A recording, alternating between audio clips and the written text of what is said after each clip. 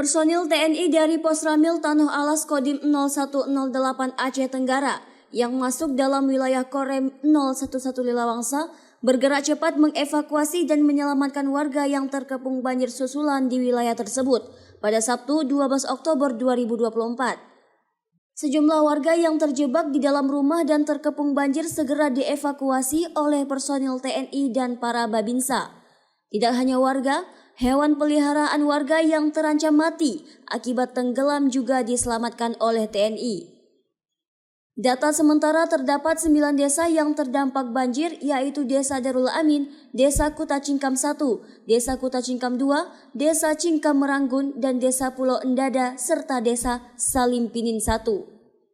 Komandan Pos Ramil Tanoh Alas Pelda Ahmad dari Desa Salimpinin 1 yang juga terendam banjir, bahkan jalan utama desa tersebut juga tak luput dari genangan banjir.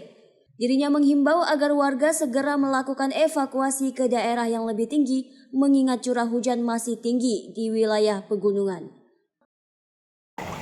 Banjir sekarang ini diperkirakan 1 meter sampai 80 cm ke dalamnya. Yang ini yang berada di tempat kami sekarang ini akses masuk ke Desa Salimpinin 1. Cuma ini titik satunya akses ke Desa Salimpinin 1.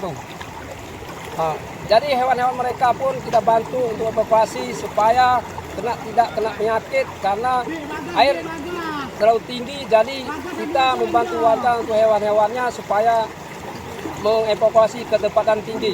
Itu aja. Dari Aceh Tenggara, tim liputan melaporkan untuk Puja TV.